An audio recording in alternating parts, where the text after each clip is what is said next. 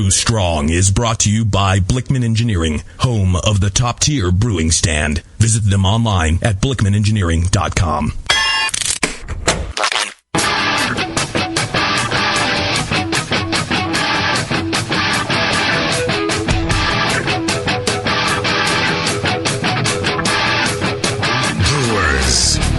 It's time for the beer radio you've been looking for.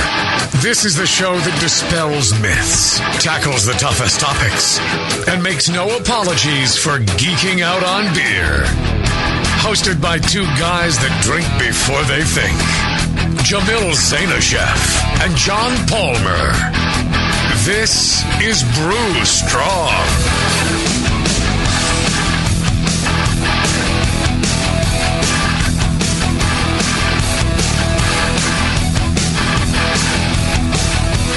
Hey, howdy, hey, my brewing brothers and sisters. Greetings, Cretans. It's the original Cretan himself. How you doing tonight? I'm doing just fine, Awesome. Drinking me a glass of Evil Twin. Down here, it happens to be on at the Rat Pad.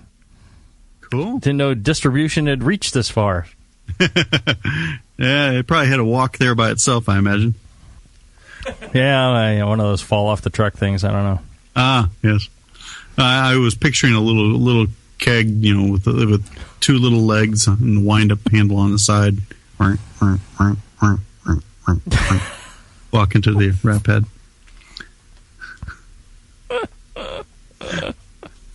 I love both of you. I don't even know what you guys are talking about. And I love the snot out of both of you. Yeah, well, we're going to have some fun this weekend with the winner of the Blickman contest, huh? Oh, really? Yep. We are. Kevin the Drake. Yes. He's going to be John Palmer, John Blickman, and myself. We're all going to drive up to his place and hang out. Brew on his top tier. Brew on his top tier. Friday. Drive to whose? Kevin the Drake's Where place. does Kevin live? Tahoe, Kings Beach, something like that. Wow, lucky for you guys. Yeah. Oh, we just happened to pick a winner who lives in Tahoe. Oh, yeah, don't worry Happens about to live in Pacheco. Yeah. Oh, what are the coincidence? Oh, and Blickman's flying out. Palmer's flying up. I'm picking them both up at the airport tomorrow, noonish. Yeah. And then I think we're going to probably swing by, maybe Auburn and maybe 50-50, and, who knows. Shouldn't be a maybe about Truckee. it. Right, as many places as we can stop. And maybe then, Heretic. Yeah, well, yeah, we're gonna do that on Saturday. Kind of a hey, dick. guy's a real jerk. I don't want to stop by there. The beer's not very good. We're gonna go up there. We're gonna spend the night, and then brew with them Friday, and then drive back down to my place, and then Saturday we're all gonna go down to. We'll stop by Heretic. I know the guy's a jerk, but yeah, He's handsome, though. yeah, it's really good looking. It makes all the difference. And then we're going to come here. We're going to do shows. Going to be a blast. Cool. Oh, Saturday, you said, right? Yes. Oh, I think I'm running that one. You're running that show. What time did you want to start? 1? Well, 2? Yeah, Justin, of course, conveniently plans it right in the middle of the day, so you can't do shit at all. Right. So, I heard 1 o'clock. 1 o'clock. Yeah. Okay, 1 o'clock. But 1 o'clock Pacific time. And right. And then tune in live. Probably go somewhere, get some food, have a few beers, and then head back to my place. Oh. Gonna be a wild weekend. Yeah, and I'll tell you think Palmer's funny? You're gonna hang with Blickman for a while. Oh, guy's quite the card. He's one funny dude, and he's also quite the generous dude, because he's paying for all that stuff that we're gonna be doing this weekend, and the flight, and getting us out to brew with the winner.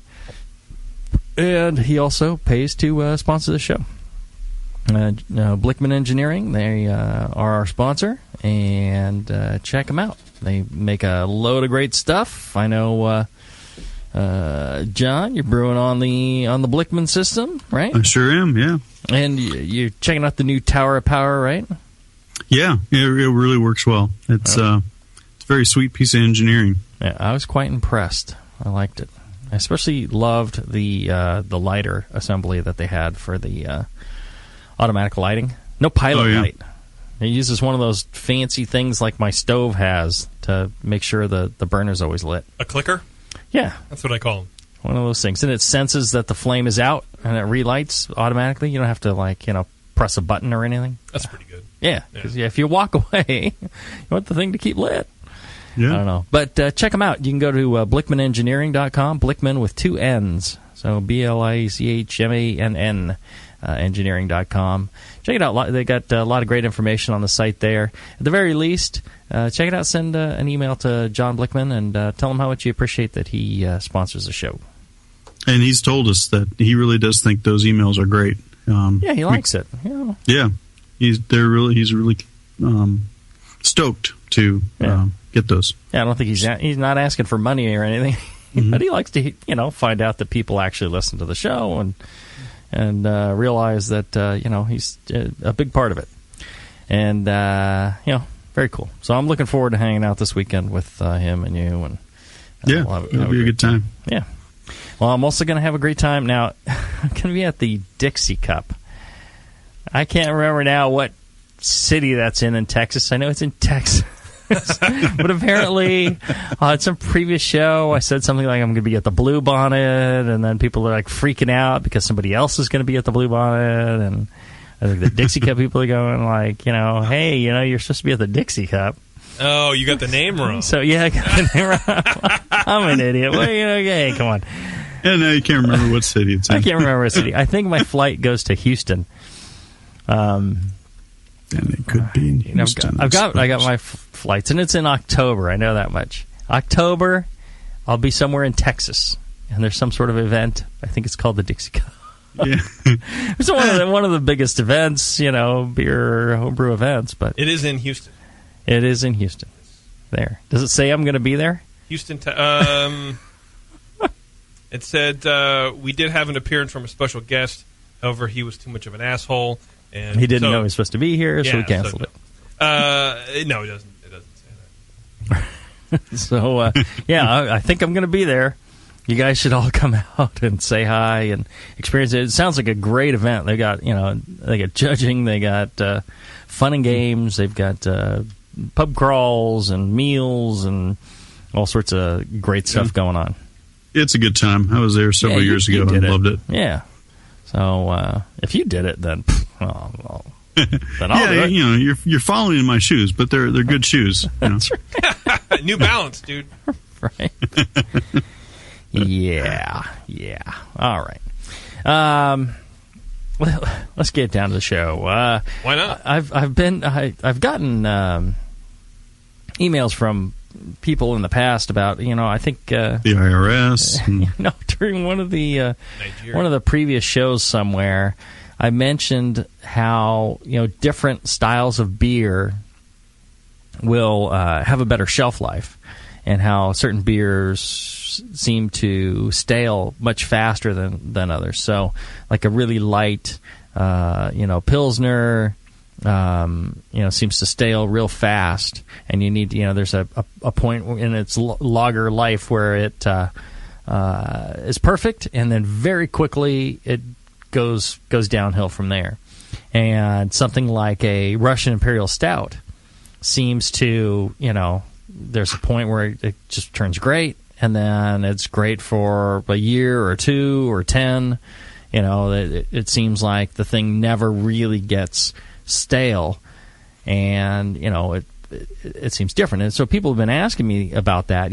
Give me a list of what order the beer's stale in. Well, I'm not going to do that, but we can talk about the factors that cause beer staling, and what you can do to avoid that, and what the factors are, what to look for, and how to think about that process of beer staling.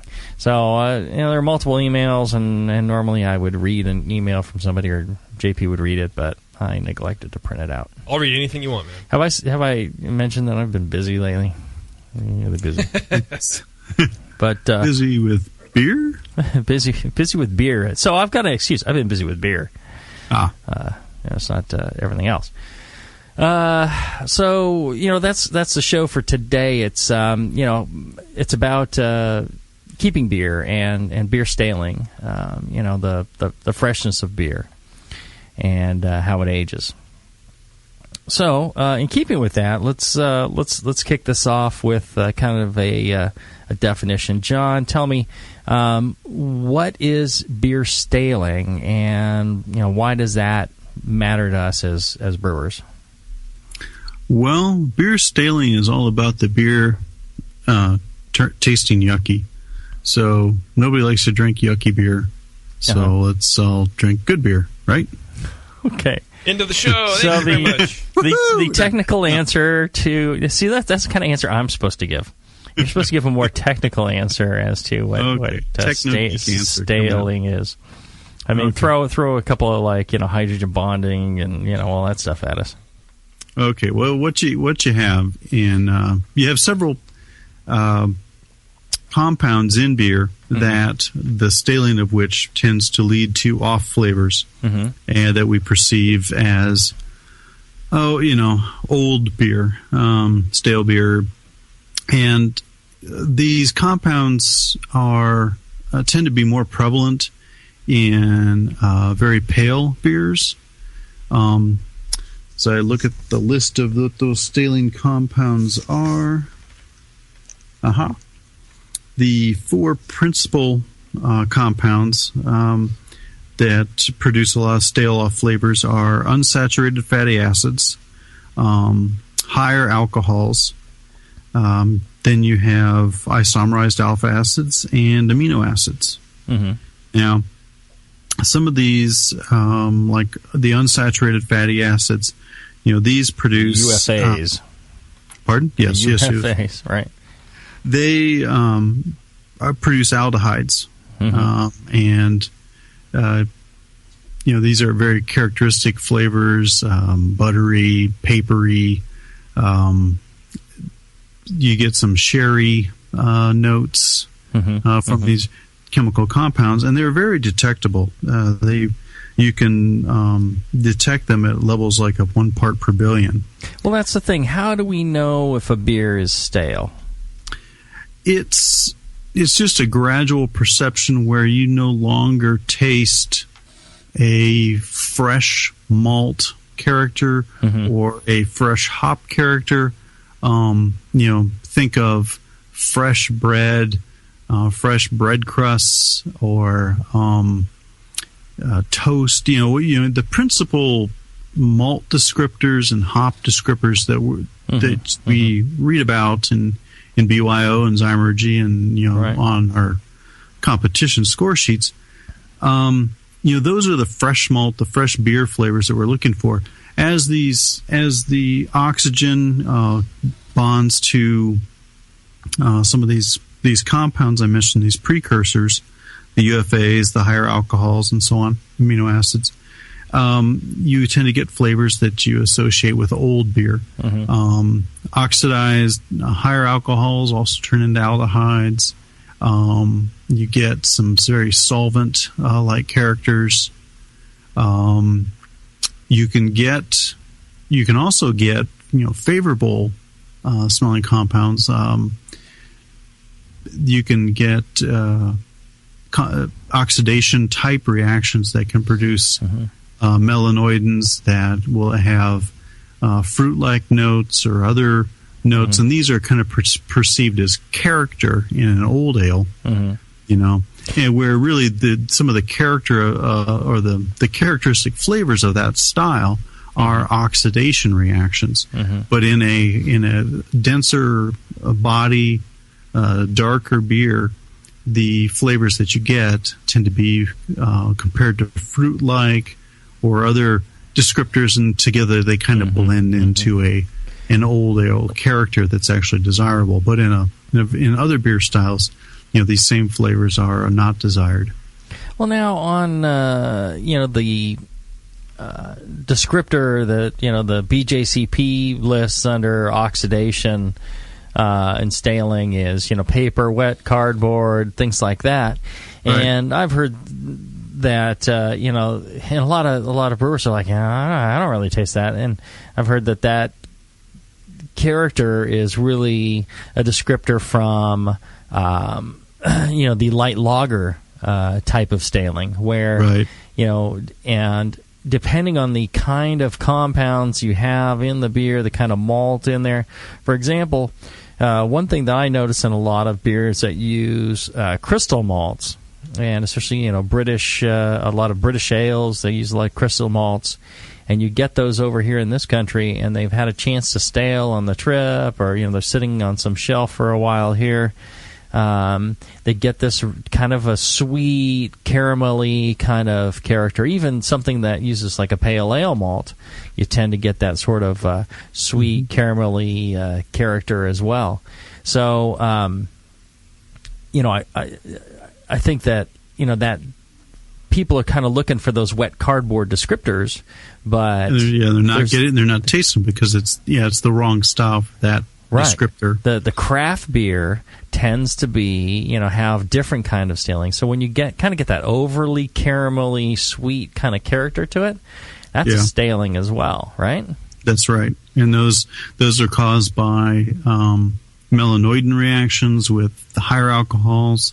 Again, oxidation of unsaturated fatty acids and amino acids into aldehydes and other melanoidin type reactions where you change and develop different flavors other than the fresh malt flavor that you had initially. Right. Sometimes it can be when as you go through a peak in beer's flavor, you've probably experienced this. You get a craft beer that is right out of the fermenter. It's all of 2.5 weeks old, and it's good. And you taste these fresh malt characters and fresh hop flavor, and but there's something indefinable, some intangible that's just kind of missing. And as that beer ages a bit in the bright tank and so on.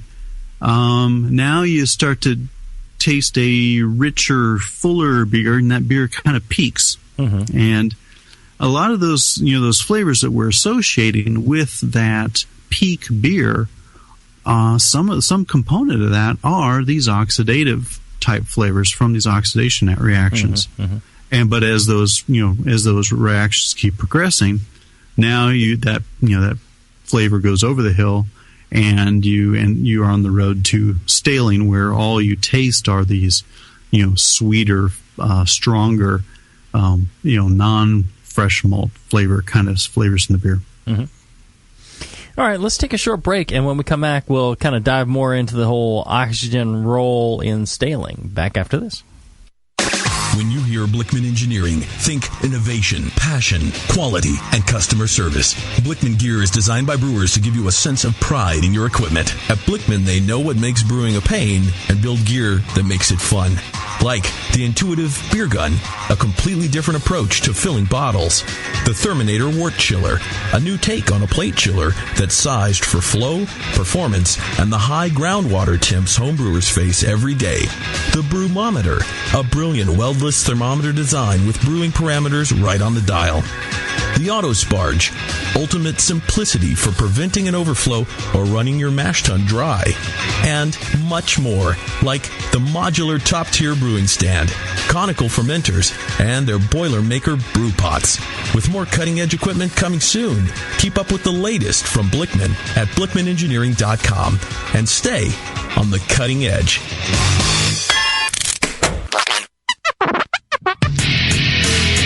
Hi, this is Push from the Brewing Network, and I want to tell you about the Brewmaster's Warehouse and how you can get 10% off your next order.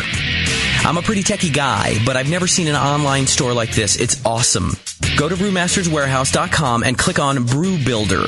You can whip up a custom recipe so easily even Sven could do it. Seriously, it's slick. You can share your recipe with your own logo and notes to the Brewmaster's database if you want. And the best part, it keeps a running tally of the beer you're building while you're doing it. Then, bam, click Buy Recipe, and your cart is filled and ready to go with helpful suggestions in case you forgot something. This thing is amazing. Brewmaster's Warehouse is run the way a home brewer would do it, with great service, fast turnaround, and $6.99 flat rate shipping. Brewmaster's Warehouse and the Brew Builder blew me away. Check it out today at brewmasterswarehouse.com. I'm serious. And don't forget to put BNARMY in the discount code box for 10% off your order. Check out brewmasterswarehouse.com. Cheers. Downtown Joe's, located in the historic Oberon building in beautiful downtown Napa, California, offers an award-winning brew pub experience from 8:30 a.m. to 1 a.m. every day. For 15 years at the corner of 2nd and Main, Downtown Joe's has been voted Best Night Spot 7 times and Best Brew Pub for the last 4 years in a row. Brewmaster Colin Kaminsky's handcrafted ales, like his Tail Wagon Amber Ale and Double Secret Probation IPA, are the perfect accent to riverside dining, live music, and a relaxing outdoor patio. Don't miss the Beer of the Month, special rotating taps, and the BN Army Member Special. Wear your BN gear, get 10% off your beer. Visit downtownjoes.com to make reservations, peruse their extensive calendar of events, or just read more about their fantastic beers. Come enjoy the fine beer, food, and music. Downtown Joe's, the award-winning brew pub where you'll feel at home. A heretic is anyone who does not conform to an established attitude, doctrine, or principle. If you love craft beer, you're already a heretic. The very first thing we did when we started looking at the beers that we would brew, we got rid of all those recipes. We started from scratch. We've been pilot brewing the most creative things that we could think of and the most interesting things. We've completely gone away from style. Heretic Brewing Company is opening this spring in Pittsburgh, California, and you can be a part of it. Visit hereticbrewing.com and facebook.com/hereticbrew. Get the latest updates on the brewery and upcoming beers. Show everyone how you celebrate great beer as a heretic. It's a fairly powerful word. Being a heretic, that means you're not settling for ordinary beer. You are going with flavorful, creative, bold, interesting beers. A heretic is looking for the best beers out there. Be a heretic. Don't drink ordinary beer.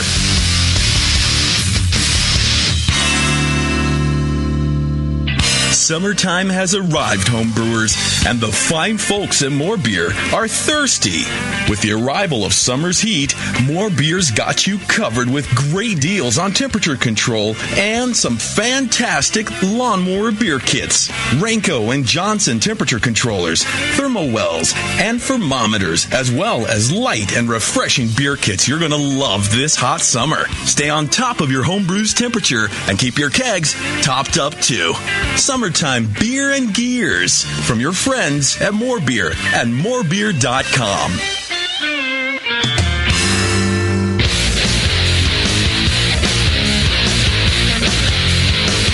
Back to the two guys that know how to turn beer into beer.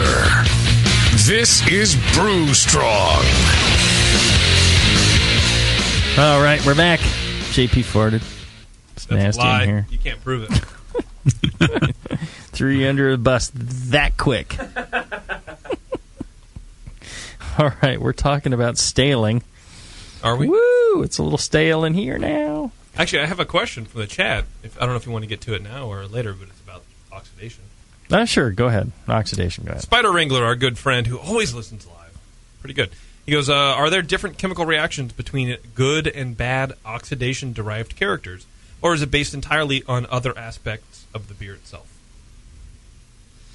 Well, I think it again, it depends on the other compounds that are in the beer and what is going to oxidize. It's like if you have water, water doesn't take on an oxidized flavor, I think, right?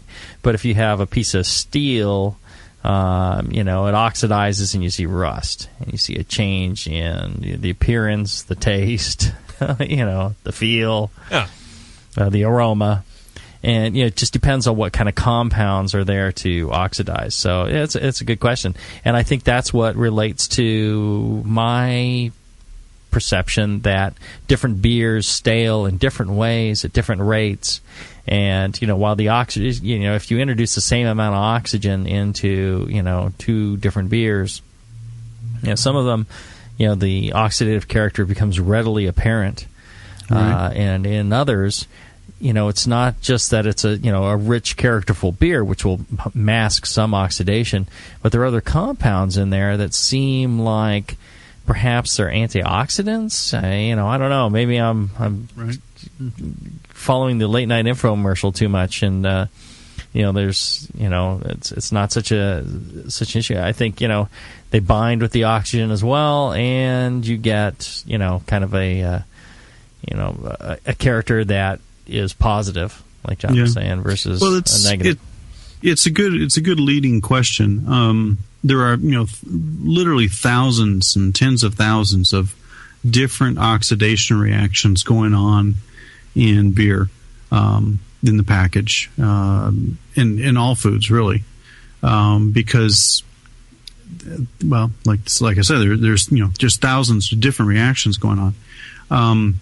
The oxygen can combine with melanoidins. It can combine with amino acids. It can combine with the carbonyls and unsaturated fatty acids, and all just a whole host of different flavors and compounds that are in beer, and each of those reactions will express itself in a subtle way. Some have strong flavors that can be readily detected, and others are really flavorless or not detectable. Mm-hmm. And when you compare two beer styles, one such as Pilsner and a stout, or any substantially dark beer, mm-hmm. The big difference between those two beers is it's not the OG, it's not the type of alcohol. You could make those beers with the same yeast, mm-hmm. and mm-hmm. they would still react to oxygen differently. Right. It is, it's the melanoidins, it's the Maillard reactions, the mm-hmm. Browning reactions that take up that oxygen. Because if you think about it, especially in the bottle, you've got a limited amount of oxygen mm-hmm. to play with, and so you got to look at the beer's chemistry. Is the chemistry of this beer going to lend itself to, where's that oxygen going to go? Is it going to go to the unsaturated fatty acids, or is it going to go to the color compounds, the melanoidins that give that beer its dark color? Uh-huh. Where is that oxygen going to be taken up? And then once it does that and reacts, what's the effect of that reaction? Does it have a flavor or not? And that's why in dark beers, where this oxygen is most readily taken up by the melanoidins, what you get is polymerization of polyphenols, which can end up dropping and settling out as mm-hmm. Very fine haze and so on. And that that's why we consider these beers to have antioxidant capabilities. Now, what about spices? I remember reading that Charlie Papazian puts a quarter teaspoon or a half a teaspoon of cinnamon, I believe it was, right. in every beer he makes because mm-hmm. it has antioxidant properties. Yeah, I'm sure the literature points to a number of compounds like that. I mean, ascorbic acid mm-hmm, is mm-hmm. one. I remember hearing that as well. So a little bit of vitamin C for your beer keeps it from getting a cold or whatever. Yeah, and I'm sure and cinnamon probably does have substantial antioxidant properties. Blueberry is another one, mm-hmm. but you start digging into the science or the composition of some of these things that they recommend that having antioxidant properties. Mm-hmm. A lot of it is simply the color. It's the melanoidins. It's the right. It's those flavonoids that are present in the skin of the blueberries. Or that dark color. Mm-hmm. Same with the cinnamon. Coffee is said to have antioxidants. And, yeah, exactly. Right. Mm-hmm. There's a follow-up question from Spider. He says, I have a friend that adds ascorbic acid at bottling to avoid oxidation. Right. Will this have any benefit, or at least a benefit that will outweigh any flavor impact? It's hard to say. I would almost throw in the same category as sticking a 4-leaf clover on your lapel. Oh, wow. All right. So you're saying ascorbic acid makes you look hot to Irish women? Yeah. Okay, good. I mean, there's... what's another good analogy? I mean, wearing your wearing your crucifix pendant when you get on an airplane. Is that lucky charm preventing the plane from crashing, or is it the good flying weather that day? It can't. It doesn't hurt, but it doesn't necessarily help either. It's probably not the primary factor. Okay, that's the best way of saying it. Cinnamon may be a significant help. Ascorbic acid may be a significant help, but you got to look at the entire playing field and say, what's the level of risk in this beer for oxidation, and then what mitigations am I putting in place to reduce that? If you've got a process that doesn't lend itself well to mitigating oxidation risks by the color of the beer or your fermentation setup, your packaging setup, then ascorbic acid may be a significant factor in the final picture of that beer, in the way it stales. Whereas, with Charlie, that teaspoon of cinnamon or a quarter teaspoon or whatever may in effect be really insignificant, because he knows all about proper packaging and proper fermentation and protecting the beer from oxidation in the latter stages of the process. Right. So he's got. It really reduces the effectiveness of that that cinnamon addition, because he's loaded the playing field in other areas. Well, and I wonder about it too, because if you throw in a half teaspoon of cinnamon into your mash, how much cinnamon actually makes it over to the fermenting or fermented beer? And also, you're adding oxygen at some point. Yeah. Purposefully. I would think if you added the cinnamon after fermentation, maybe that would be the best. Yeah. We talked about staling compounds and hot side aeration and all that with Dr. Bamforth. And, his take on it was, good fermentation really, resolves that. That's really just not an issue, if you have good fermentation. Yeah, I think that's very key. There's other factors that will dominate. Like I say, if you add that cinnamon to the mash, very few of those particles are probably going to make it into the wort. You're going to end up with some of the oil in the wort, but I would imagine that because that mash is really open to the air, how much oxygen is a quarter teaspoon of the cinnamon absorbing versus 10 pounds of malt. Right. Yeah, I'm sure that's the malt and malt color and the polyphenols in the husks. They're probably absorbing. Is the cinnamon really running around covering? Yeah, look at it just a mass basis. The quarter teaspoon of that versus 10 pounds.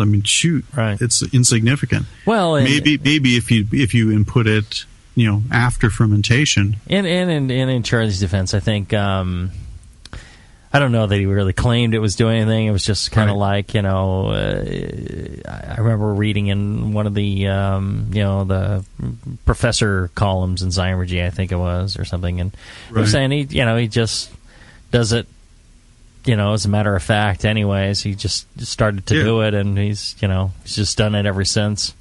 One of those things. Yeah. So, I don't know if he's really claiming anything. I think he's just, one of those homebrew things. It's one aspect of his art of making beer. Right. He does that. You have the little goat hanging from the that's right from the system. Well, I think it's also. I think you're saying it's also there's a tad of ritual to it. Right. It could have been cinnamon. It could have been nutmeg. It depends if what he had on the shelf at the time. Right. But, and the beer turned out well, and it's like me and my goats. Yeah, exactly right. There's a sense of ritual when you homebrew, which I think is why a lot of homebrewers don't like to change the way that they do things. Professional brewing too. There's ritual in professional brewing too, but by maybe even more than in homebrewing, I think. And just because, so we've got goats on our fermenters now. And the thing that ticks me off, Chris, every once in a while, he'll be cleaning something, so he'll move the goat over to the other fermenter. So one fermenter will have 2 goats, the other one doesn't have any, and then we're fermenting. I'm just, where's the goat? Oh, it's over here. You can't have 2 goats on one fermenter. One fermenter and 0 goats on the other, and it's just like, you just ruined 2 beers in one shot. I can tell it gets your goat. It gets my goat. Oh, I think we need to take a break after that. Please, let us take a break. Right. All right, let's take a break, and when we come back, let's talk about how heat affects staling. Back after this. BN Army, HopTech has a great discount waiting for you. Do you often find it difficult to find specific specialty ingredients for your homebrew recipes? Well, listen to this. HopTech stocks 59 different grains to choose from, 39 varieties of pellet hops, and 8 kinds of whole leaf hops. And HopTech not only carries Y yeast and White Labs yeast for you, but also Fermentus, 04, 5, 6, 23, 33, and T58 Belgian yeast, plus Cooper's, Nottingham, and Windsor yeasts. Got your recipe ready to go? Pick up some great brew gear like new long and short sleeved shirts, games, and more. HopTech's new website is being updated every day with new items. If you don't see it, call the shop. They're open 6 days a week. BN Army and AHA members get a 10% discount, and active military personnel get 15% off. Visit HopTech.com today for great selection, great service, and a great discount. HopTech.com. Pintly is your personal beer connoisseur, and you don't even have to leave a tip. Pintly.com learns your taste in beer. Create a free account today and start by rating a few beers. In just a couple of clicks, Pintly will get to know you and your personal preferences. You won't believe how accurate Pintly's amazing algorithm can be as it learns what pleases your palate most. Personal beer recommendations, tasting notes, and now their new app for your Android or iPhone smartphone. Pintly also gives away incredible prizes each month. Prizes like free craft beer for a year. Visit Pintly.com right now to see how it works or to create your own free account.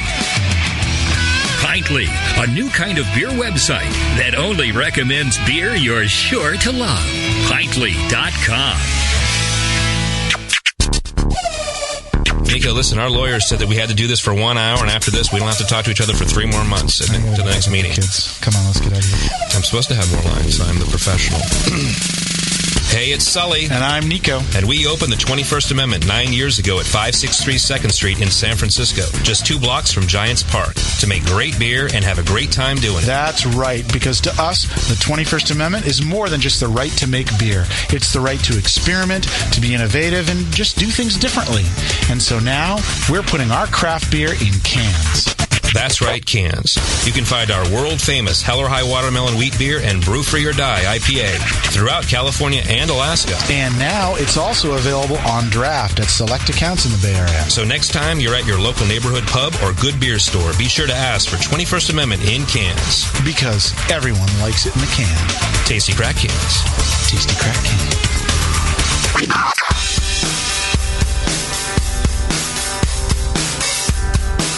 Back to your hosts, Jamil, Zainasheff, and John Palmer. Putting the testicles in technical. This is Brew Strong. Woo! Yeah. Brew Strong. All right, so we're talking about the staling of beer and freshness of beer. And he did the Taffel Bully, right? Staling? Yeah, Matt Staling. Yeah, Matt Staley. He's a stale kind of guy. So, all right. So we've been talking about oxygen, and one of the things that Charlie has said, Dr. Banforth has said, is about heat and staling. And heat and any chemical reaction that, 10 degrees C doubles the speed of reactions. So 10 degrees C, does that double the speed of staling? Yeah. It's heat and temperature fluctuation it just trumps everything. Uh-huh. if you have, and Dr. Bamforth alluded to this too. He said, it almost doesn't matter how badly you treat your beer is in getting into the package, as long as you store it cold.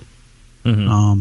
If you store it cold, you're gonna cut those oxidation reactions, by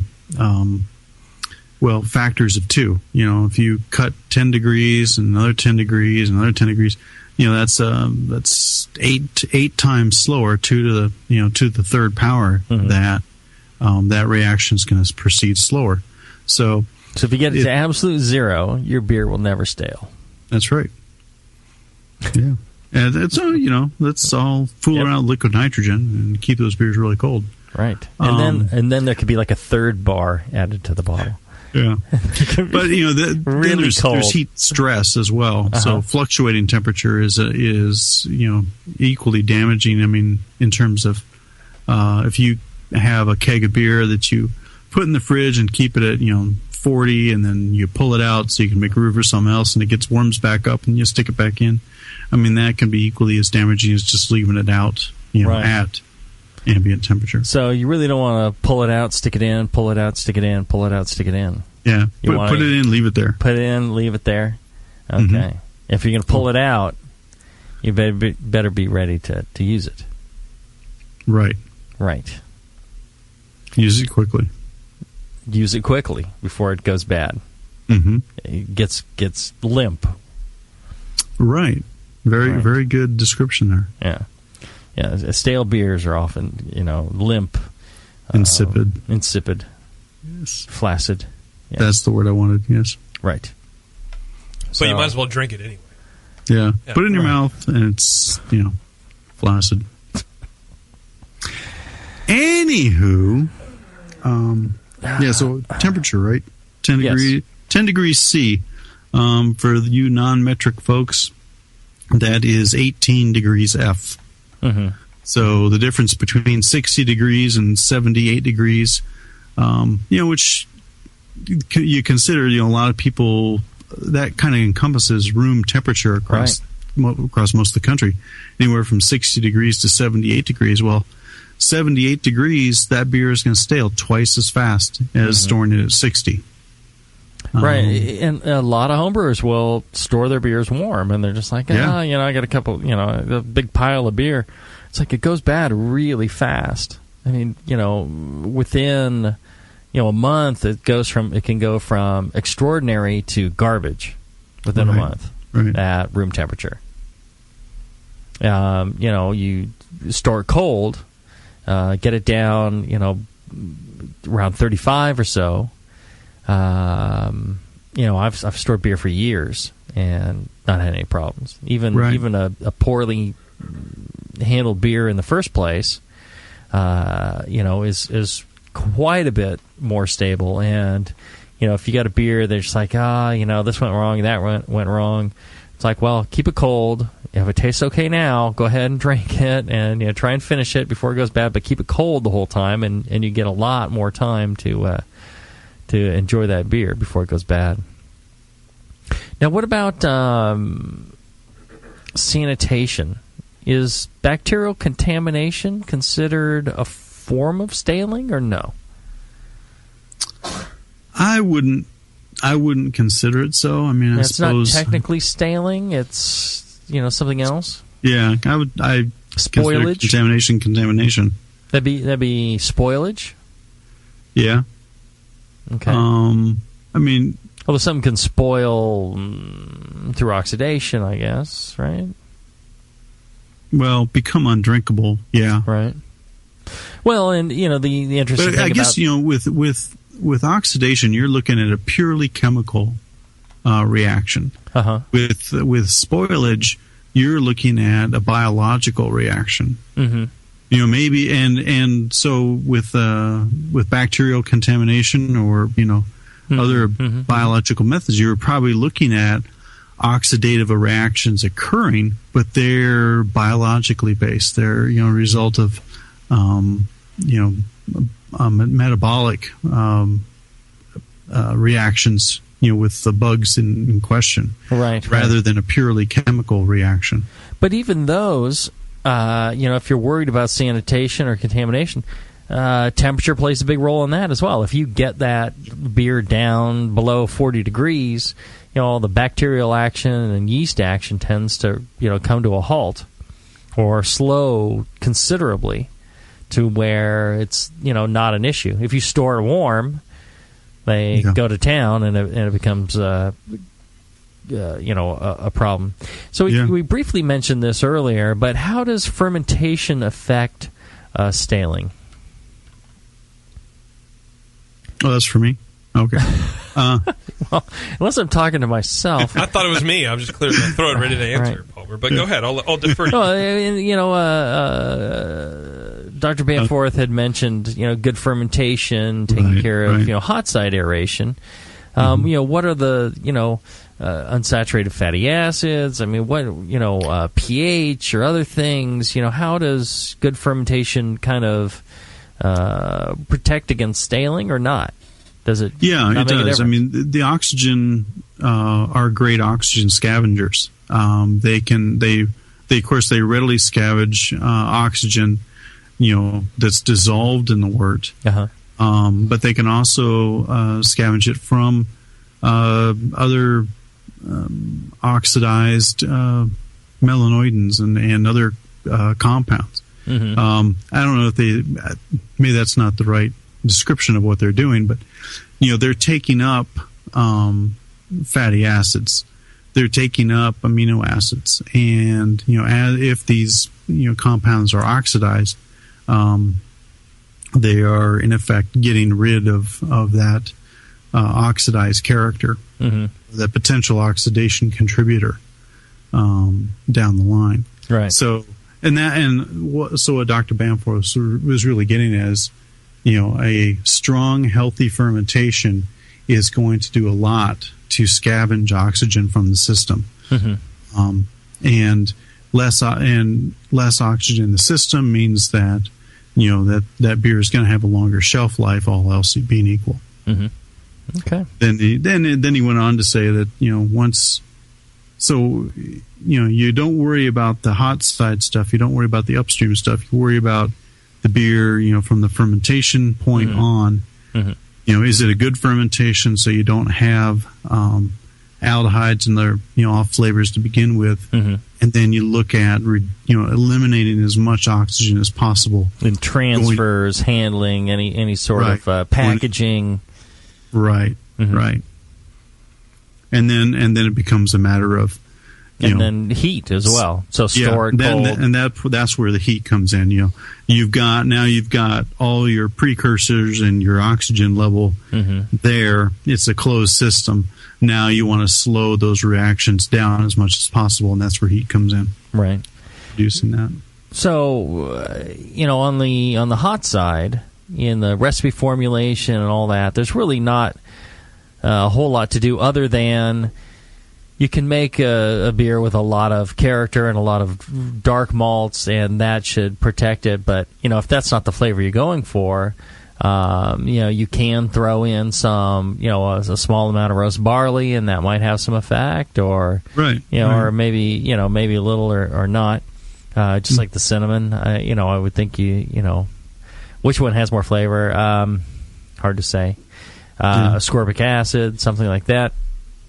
And then, probably, one of the fundamental things is good fermentation and handling and reducing oxygen, and then store it cold, store it steady and cold, as cold as you can without freezing the beer, and that's probably your best bets, huh?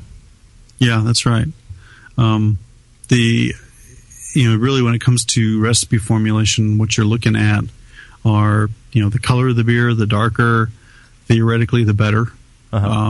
You're looking at, to some extent, the levels of tannins you're putting into the beer. I mean, you can make a dark beer using, a Cinnamar extract or something, or a little bit of a dark specialty malt, that gives it a color, but you're not putting the same polyphenol load into the beer, with a small addition of a dark malt that you would be with, a large addition of some, medium color malts.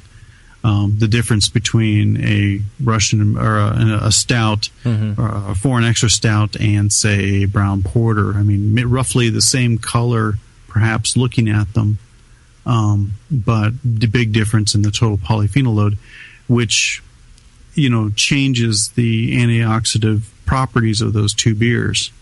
The one that with the higher amount of polyphenols, the higher level of melanoidins, is going to be able to take up and buffer more oxygen in terms of contributing reactions than the lighter beer. So you're saying the size of the load directly affects... All right, enough with yes. Enough with you.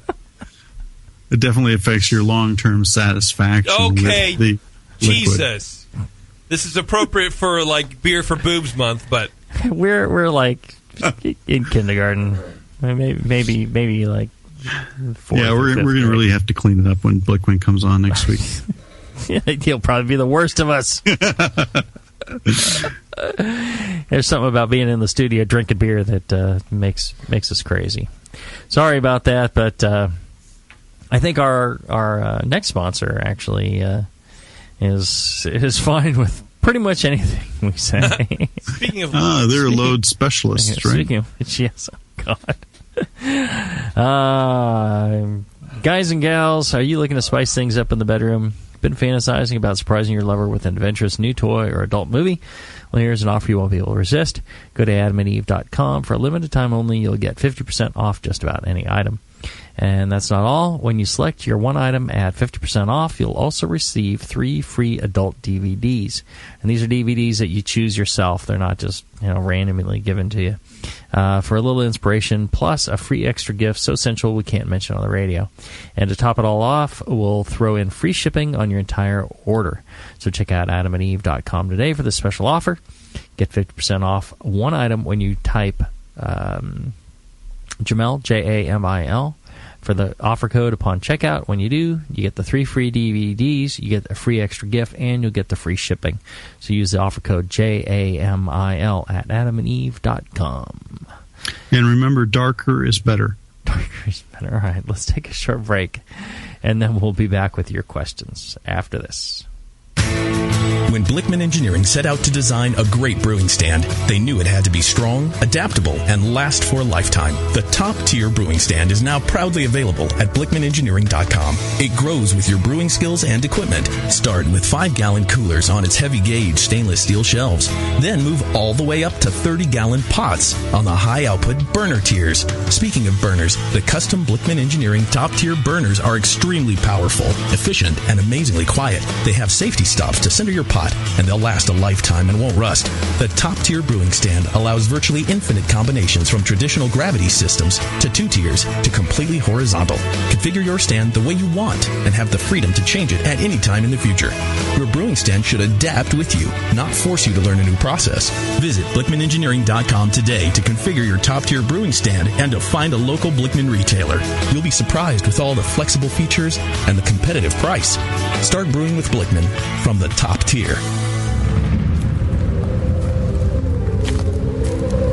In a world where everything has been lost. What happened to the city? It's in ruins. Only one man has the ancient knowledge to restore civilization. I need a drink.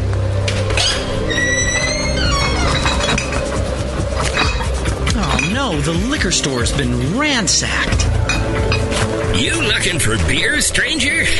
Boy, all the liquor got drunk up in the first 25 minutes of the apocalypse. Wait, there's still some bottles over... Oh, no.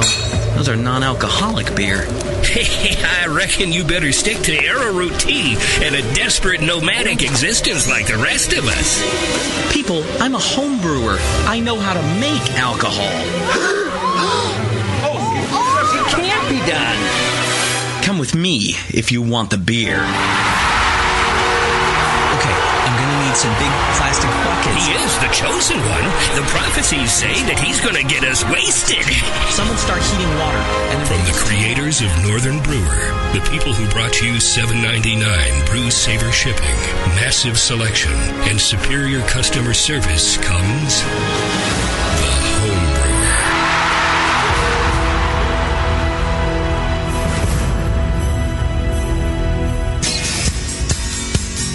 Hi, I'm Jamil Zainasheff, and in addition to my work on the Brewing Network, I write the Style Profile column in every issue of Brew Your Own magazine. Hi, I'm Sean Paxton, and when I'm not prepping for the Homebrewed Chef on the Brewing Network, you can find me writing articles on how to cook with your home brew for Brew Your Own magazine. Greetings, cretins. This is John Palmer, and when I'm not writing for Brew Your Own, I'm reading it. John Palmer, Sean Paxton, Jamil Zainasheff. If you love listening to them on the Brewing Network, you'll love reading their articles, tips, and recipes in the pages of Brew Your Own magazine. Join Jamil, John, and Sean 8 times a year in Brew Your Own. And when you subscribe to BYO on the Brewing Network website, half of your subscription price goes right back to the BN to support great beer and food programming. So sign up for Brew Your Own magazine through the BN website today so you can listen and read your way to better homebrew. Hey, what are you doing, man? Writing a review of WLP 400. What? You're reviewing yeast? Yeah. White Labs has home brewer reviews of all their strains. Are you new to these interwebs? Check it out. That's awesome. White Labs, your source for great yeast, invites all brewers to visit whitelabs.com to read and write your own reviews of all their yeast strains. Get real-world tips and tricks from other brewers who have made the most of their vials and post your own experiences. It's another way White Labs brings you closer to the best yeast on the planet. And send. There you go. You misspelled flocculate, dude. What? Mother... White Labs. It's all in the vial. Back to the beer guys that make other beer guys look like wine guys. Brew strong.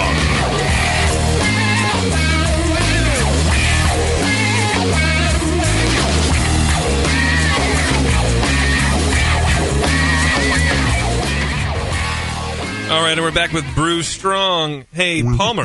Yeah. Why don't you tell me a story, man? I want to hear a story from you. Okay. About what? I don't know. Tell me a story. Okay. Well, hey, I just spent the last couple days at Disneyland, even though I was working the whole time. You bastard. Yeah. We stayed in the Grand Californian Hotel. Really?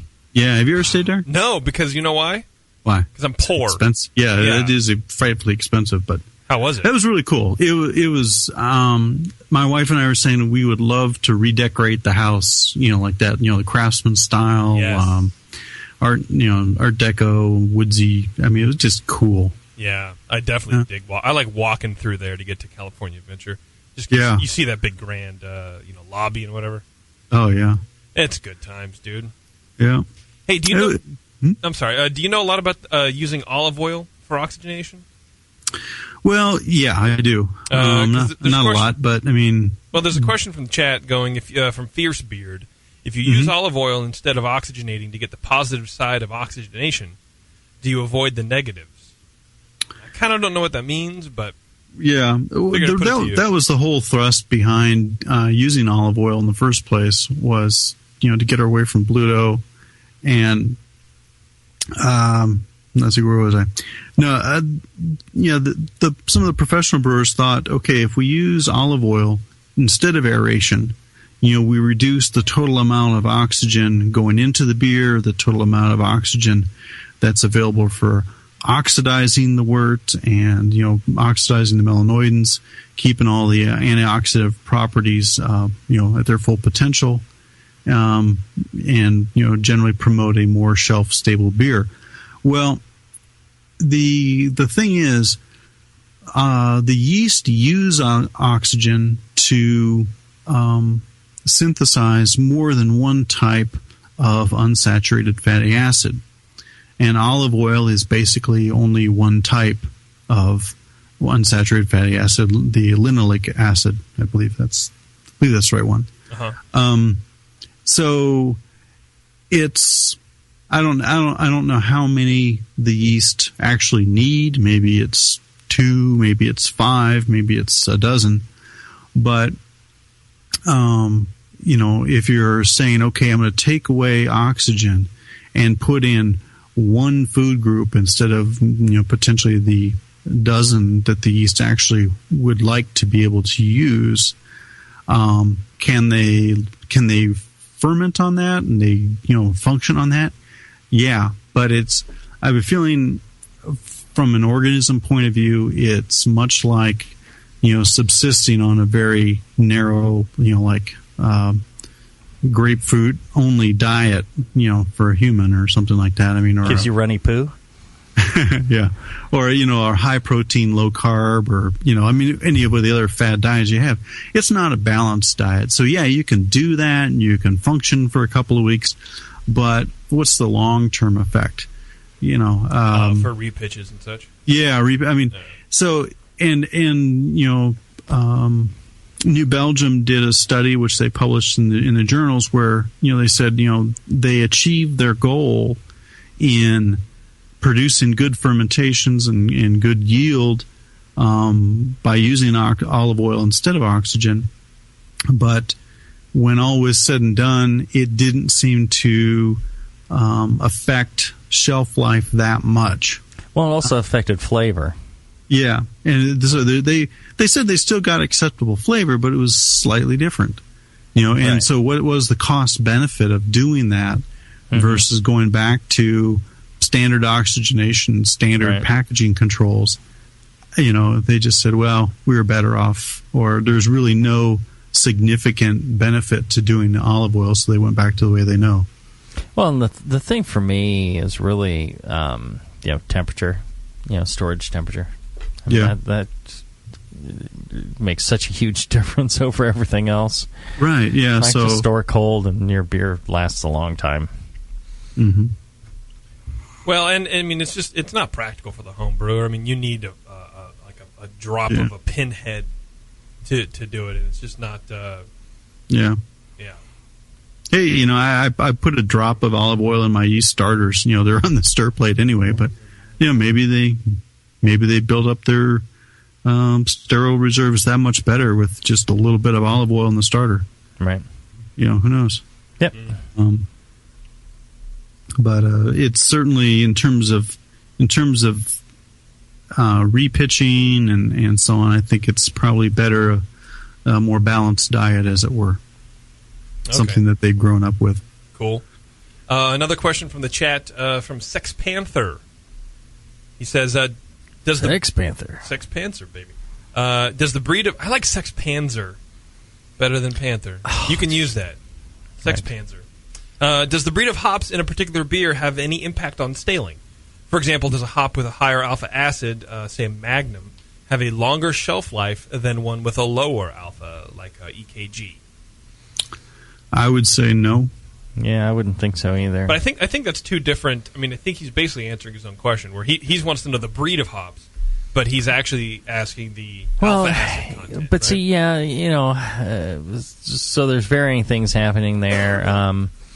Different hops, they'll have different compounds in them, different oils, different percentages of oils. Even the same hop, different crop years, you can have higher levels of these compounds. And most of the hops pretty much have all the different compounds in just differing varying amounts, which gives them their assorted flavors and aromas. Yeah. And the antioxidants are really usually the husks, the polyphenols, in the husks that are doing most of that. So it's really almost come down to more of the total bulk that you added. The greater volume. And if that was the case, then maybe the lower alpha acid hops, since you might be using more of them, let's say for effect, would help. Now, but here's the thing, on highly hop beers, I find that they stale very quickly. Yep, that's true. Especially something you make yourself, like you do a Pliny the Elder clone. Absolutely fantastic beer. And in Russian River, they'll say, drink this right away. Don't save it. Don't be an idiot and save this bottle. Just drink it. Don't. The longer you save that beer, the worse it's going to get. And it's just an absolutely fantastic beer, but it's got a very short shelf life because it's a light, pale beer, highly hopped. The hops drop out. The malts oxidize. All those alpha acids oxidize quickly. Right. And changes the flavor character. So see, now I'm freaking myself out because we just for this beer called Evil Cousin, which is just massively hopped. We put in so ignoring the bittering charge, it's bittered like no tomorrow. But we put in 43 kilos of hops late and in dry hopping into 25 barrels. Wow. So, it's hop soup. And I think it's going to have a really short shelf life. And it's just got to go suck it down. Mm-hmm. So. And you'll make more. Right. Yeah, suck it down. We'll make more. And I think that, it's, and I've always said this kind of a recipe for disaster for shelf life. Because the hops are going to disappear, the malt's going to oxidize, and then there you go. You want to, and my initial plan was to brew beers that were dark, low in hops, because it was hard to get hops, and go that route, so I'd have nice shelf life. But I don't know, that threw that out the door pretty quick. So, oh well. So hopefully we answer that question about hops. Okay, and then we have another one from Fishy. He asks, don't lipids / proteins cause staling? Isn't that the point of doing a Vorloff? Well, lipids and proteins are two different things. And they don't cause staling. Yeah, they become staled. Ah. So it's also the thing about, people say, I just transfer all the cold break over to the fermenter, and it's good for the yeast. And it's like, well, all that material in there, I think, it's potential. It increases the amount of potential staling, I think. Yeah. The more trub carry over into the beer, the more potential you have for staling. Short term, in terms of fermentation health and yeast being the active yeast being able to utilize some of those compounds for various metabolic properties, it's beneficial. But when it comes to packaging and storage, but it's not. It's beneficial, but you don't need all that crud you see. If you can see it, it's too much.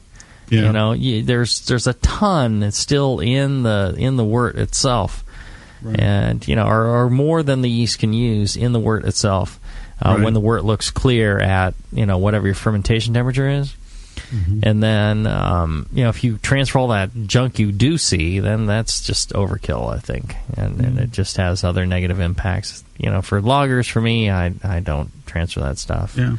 Ales, I'm not as anal about it.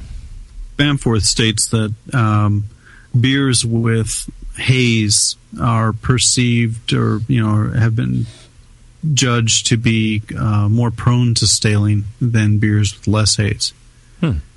So if you look at cold break carry over to the fermenter, and then haze carry over into the packaged beer, one that has more haze in the package, they judge is going to be more prone to staling than one without.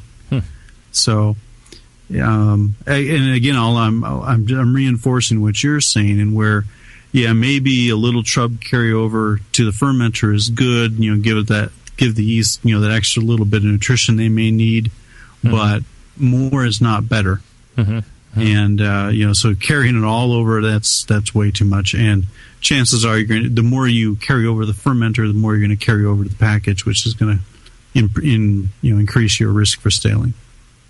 Interesting. Very Interesting. All right, let's do one more, and then you guys that are in the chat, don't want to abandon you, but if you can hang on for the start of the next show, which will be a Q&A, open Q&A, we'll go ahead and answer all those questions, and then we'll get into emailed questions after what's in the chat. How's that sound? So we won't abandon you, but let's roll it over to the next show. Sounds good. This again from Spider Wrangler. It says, when talking about adding darker malts to buffer oxidation, is there a difference between debittered malts versus regular malts? So essentially, the debittered are the dehusked, because the husks have that's that bitter roasty part, and then the dehusked malt isn't as roasty, chocolatey. It's much less. And I imagine that there probably is some sort of difference between the two. I would imagine that the dehusked version has some effect against staling, and or maybe it's the same. I just imagine that it's different compounds. Yeah, well, it's the husk that's the primary source of your tannins and polyphenols, which are, again, a primary source of antioxidant character. Mm-hmm. So a dehusked versus the husk of that same malt would have less antioxidant potential. But the question is, okay, how much does that beer really need? Mm-hmm. 42. Yeah, I mean, if you look at, you add in a pound of debittered versus a pound of not debittered, do you end up with a negative flavor contribution from that husk material going into the beer, which counterbalances any benefit from the higher antioxidant property? It's something that you got to just experiment with and say which version of the beer is better. Mm-hmm. But there's not enough data available on malts to be able to say definitively what that difference would be. It's something in general. This is what we think the difference would be, but you'd have to experiment and find out. Mm-hmm. Mm-hmm. Well, I think it might not be that difficult a thing to do, since you can get like Carafa as the husked and the dehusked, same malt. Mm-hmm. And you could do a little side-by-side with that and some Pilsner malt and ferment them the same and just see, set them out warm and see which one stales first, which one shows signs of staling first. Yep. I'd be interested in that. Might be able to fund that. I think I could peel off $5, maybe $6 to help with the that experiment. You interested, JP? We're funding research. Sure, man. We're funding research here. Yeah, that's what we're doing. We're funding research. All right. So interesting show. All about staling of beer. I think one was suggested. I was like, I don't know. And then the more I thought about it, I'm like, yeah, that's actually an interesting thing, because people really are curious as to how to make their beers last longer, how to keep them from staling, things like that. Yep. So, good show. For those like half a dozen people that suggested it, great topic idea. It really worked out well. Thank you very much. Keep those ideas coming in. You can send them to brewstrong@thebrewingnetwork.com. And we will get all those, and we'll see them. You get an automated response, but we do go through them. And if you have questions, just flag your topic with a question, and we'll answer it on one of the Q&A shows. Also, check out the Brewing Network store. We got John's book, How to Brew, in there. We've got Brewing Classic Styles, John and I did. We got the yeast book that Homeboy and Dog Meat did. And like a morning zoo host. That's right, Homebrew. Morning boy and Doug. Yeah. If you're going to be around, check us out at the events we're going to be at. I'm going to be at Dixie Cup, going to be at GABF. Palmer, where are you going to be? Sitting at home in his underwear. Yeah. Hopefully working extremely hard on the water book. Working hard. He's got the water book coming up. Lots of good stuff that you can check out. All right, so until next time, brew strong. Brew strong, everybody.